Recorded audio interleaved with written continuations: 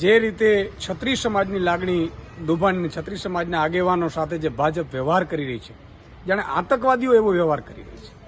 આજે તમે જુઓ, રાજ શેખાવતજી અમદાવાદ એરપોર્ટ ઉપર આવ્યા અને ભાજપ, જ્યાં સુધી રાજ શેખાવતજી ભાજપમાં હતા અને ભાજપ માટે પ્રચાર કરતા હતા ત્યાં સુધી ભાજપને વાલું લાગ્યું.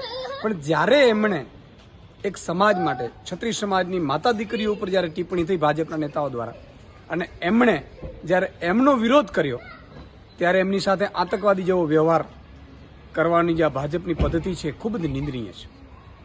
માત્ર અહીંયા જ નહીં, વિવિધ જગ્યાઓ ઉપર ખોટા ખોટા કેસોમાં છત્રી સમાજના યુવાનો સાથે કેસ કરવામાં આવી રહ્યા છે.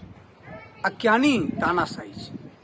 તમે વિચાર કરો, કોઈ માતા બેન દીકરીઓ ઉપર કોઈના ઘર ઉપર ટિપ્પણી કરે તો શું એ સમાજ, એ વ્યક્તિ, એ આગેવાન ચૂપ બેસશે અને તમે માફી માંગીને છટકી જવા માંગો છો? આ ભાજપની છત્રી સમાજ વિરોધની માનસિકતા દેખાડે છે. તમે બે ઉમેદવારોનો જ્યારે વિરોધ કર્યો પાર્ટીમાં આગેવાનો, તો તમે બે ઉમેદવારો બદલી નાખ્યા. પણ જ્યારે છત્રી સમાજ એક ઉમેદવારનો વિરોધ કરે છે તો છત્રી સમાજની લાગણી તમને દેખાતી નથી. 15 કરોડ છત્રીઓ છે, છત્રી આગેવાનો છે અને એમના ઇતિહાસ તપાસજો.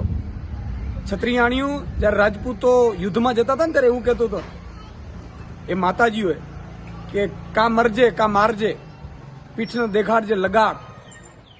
આ છત્રીયાણીઓ છે અને પાછળ જોહાર કરતી હતી માતાજી, અને એમની વિરુદ્ધ ટિપ્પણી થઈને ભાજપના પેટનું પાણી નથી હાલતું અને બચાવવા માટે નીકળ્યા છો. શરમ આવી જોઈએ. તમારી પોલીસ મુન્દ્રા પોર્ટ ઉપર 21,000 કરોડનો ડ્રગ્સ પકડાયું, એ ડ્રગ્સનો આરોપી પોલીસ જાપ્તામાંથી ફરાર થઈ ગયો.